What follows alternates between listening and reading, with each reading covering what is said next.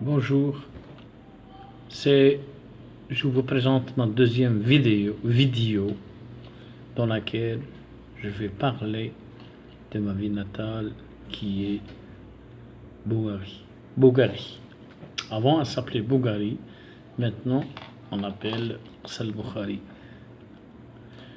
Jadis charmante et hospitalière, Aqsa el-Boukhari est devenue méconnaissable de nos jours. La ville est si triste que même ses saints semblent lui tourner le dos.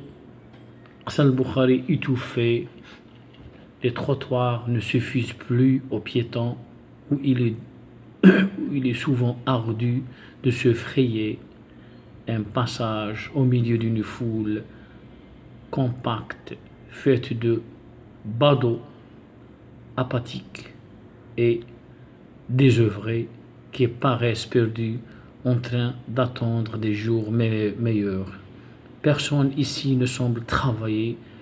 Les innombrables cafés aux terrasses qui gênent sont bondés de monde de l'oisiveté,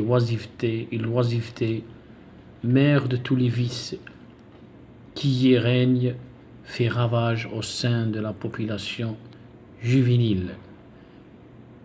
Les mendiants sont partout.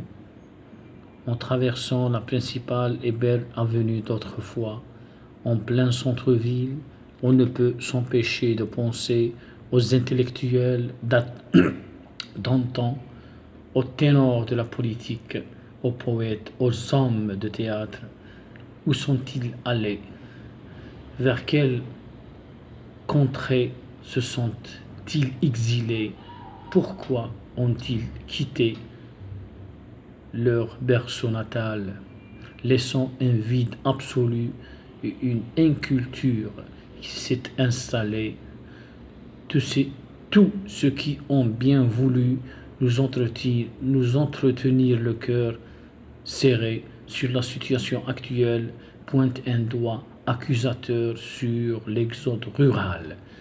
Ce dernier est sans conteste à l'origine de tous les maux.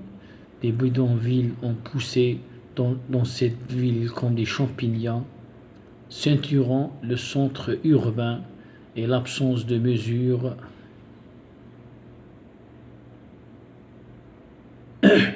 incitatives importantes. Un fabuleux mouvement migrateur de la population rurale a continué à déferler vers notre ville à partir des tribus de 13 communes limitrophes, fouillant la précarité alors qu'auparavant ils étaient les principaux supports économiques et pourvoyeurs de ressources pour les commerçants et artisans de cette ville. La donne et les habitudes ont donc été chamboulées, ont relevé nos interlocuteurs. Le travail est devenu racisme, ajoutant à cela l'insécurité, la crise de logement, les pénuries d'eau potable, le manque d'hygiène, la rareté de médecins spécialistes dans les hôpitaux, la délinquance abreuvée de boissons alcoolisées et de drogue est notoire, et le nombre inquiétant des agressions est à l'origine de réels appels de détresse.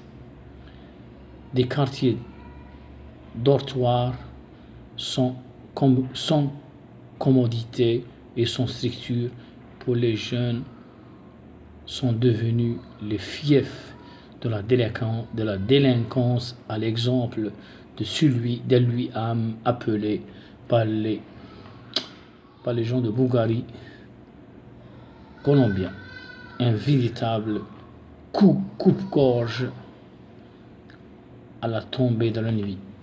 Merci.